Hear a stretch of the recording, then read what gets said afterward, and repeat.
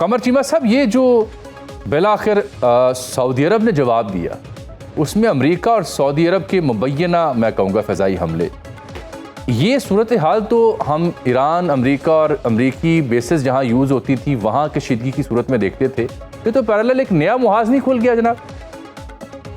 जी, बहुत शुक्रिया जामिद साहब। जी, मुझे लगता है बिल्कुल एक नया महाज़ खोला जा रहा है और इसमें ये जो नॉन स्टेट एक्टर्स हैं इनको एंगेज किया जा रहा है। मुझे तो फ्रैंकली स्पीकिंग जामिद साहब ये लगता है कि ये काम तो इज़राइली चाहते थे कि तमाम जो अरब ममालिक हैं वो ईरान से लड़ पड़ें और अरब ममालिक जो हैं वो ईरान के ऊपर हमले करें। आपको याद होगा जो former American senator Lindsey Graham थे, वो बड़ा प्रेशर डालते थे अरबों के ऊपर कि आप जनाब ईरान के ऊपर हमले करें और इज़राइल का साथ दें। ईरान के बारे में जो एक था, लेकिन तमाम ममालिक ने ईरान के हमले सहे। आपको याद होगा सऊदी अरब हो, तमाम जीसीसी ममालिक की जो सॉवरेनिटी है उसको वायलेट किया गया। सऊदी अरब देखिए हमारा दिफाई पार्टनर है, इसके बावजूद पाकिस्तान के कहने के बावजूद बहुत दफ़ा जो है ईरानियन जो अथॉरिटीज़ हैं उन्होंने इसको इग्नोर किया और सऊदी अरब पे हमले किए गए। अब हूथीज़ हैं एक तरफ और अब ये इराक के अंदर मलेशियाज़ हैं।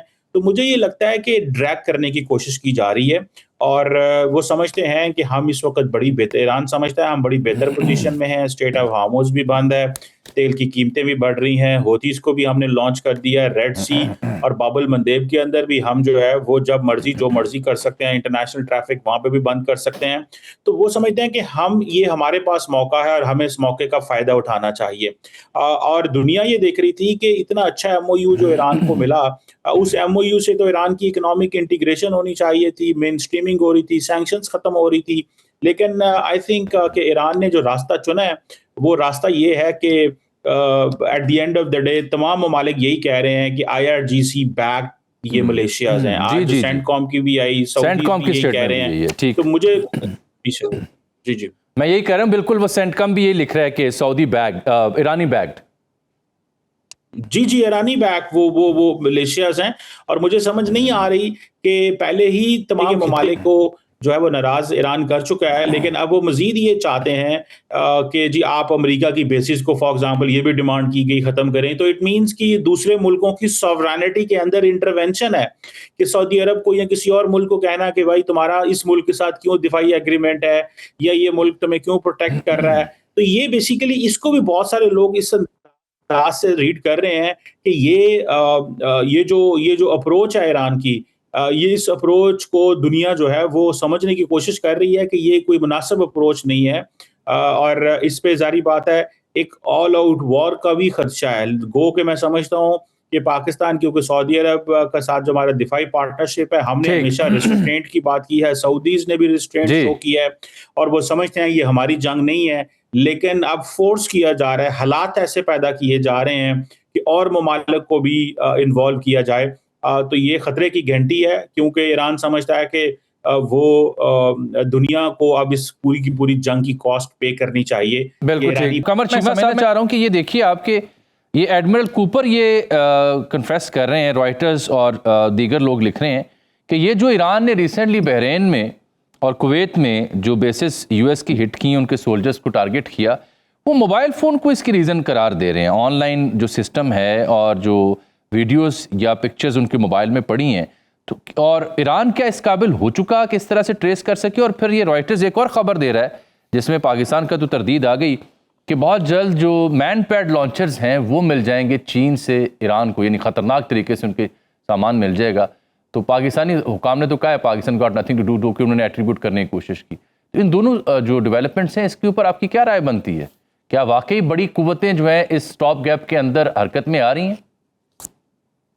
देखिए, अगले दिन एक ट्रम्प साहब की जो ट्वीट थी, जो ज़ाहिर बात है एक इंटेलिजेंस बेस्ड उन्होंने ट्वीट की, मतलब कि उनको उनकी इंटेलिजेंस ने ज़रूर बताया होगा कि चाइना और रशिया क्या कर रहे हैं।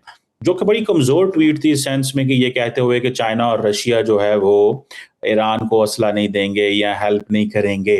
जबकि अमेरिका खुद जो है वो यूक्रेन को पिछले कई सालों से असला दे रहा है और अरबों डॉलर का दे दिया और सारी की सारी नेटो। तो एक तो ये पॉइंट है। तो ये चीज़ कहना मुझे लगता है कि इट मीन्स के रशियंस जो हैं वो इंटेलिजेंस प्रोवाइड कर रहे हैं ईरान को और चाइनीज़ ज़ाहिर बात है इस सिस्टम से अभी बाहर होंगे। लेकिन रशिया जो है वो ज़रूर इनको इन्फॉर्मेशन दे रहा है, और बगैर रशिया की इन्फॉर्मेशन के वो मेरा नहीं ख्याल इस वक्त चल सकते होंगे। सैटेलाइट्स जो हैं वो खास तौर पे जो टारगेट्स हिट करने हैं डिफरेंट जगहों पे, ये चीज़ तो बड़ी क्लियर नज़र आ रही है। दूसरा, अमेरिका जो जो बातें करता है वो एक्चुअली मुझे लगता है वो कर नहीं पाया। वो कह रहे थे जी हमने कैपेबिलिटी डाउनग्रेड कर दी है उनकी एयरफोर्स की, आर्मी की, नेवी की, हमने वो उनके ड्रोन्स बनाने की कैपेसिटी, फैक्ट्रियां खत्म कर दी। इट मीन्स कि वो इतने अंडर प्रेशर थे घर में अमेरिका के अंदर कि वो लोगों को बताना चाहते थे कि हमने बहुत कुछ कर दिया है। लेकिन at least at the end of the day भी अगर आज ईरान रिस्पॉन्ड कर पा रहा है और अमेरिका की जो एयर कैंपेन्स हैं वो जो करते हैं वो बेशक 7-7 8-8 घंटे बम्बार्डमेंट करते हैं, लेकिन वो नताइज हासिल नहीं कर पा रहे जो वो करना चाहते हैं। तो ये अगर फॉर एग्जांपल उन्होंने ईरान की जो मैरीटाइम जो इंफ्रास्ट्रक्चर है जो कि जो जो मैरीटाइम ट्रैफिक को कंट्रोल करता है, अगर वो भी इन्होंने डाउनग्रेड कर दिया है तो फिर तो इनको ट्रैफिक चलवा देनी चाहिए, क्योंकि आप जहां से जहाज चलवा सकते हैं, लेकिन फिर भी ऐसा नहीं है। तो मुझे लगता है कि ये चैलेंजेस हैं अमेरिका के सामने कि ना तो कैपेबिलिटीज डाउनग्रेड हुई हैं, रशिया की तरफ से सपोर्ट भी आ रही है, और ईरान जो है वो इस वक्त मजीद असर्टिव नजर आ रहा है। चलिए ट्रेडिशनली अपनी प्रॉक्सीज का इस्तेमाल करता रहा, वो अभी भी बिल्कुल बेदरेगी से, सारी बात है।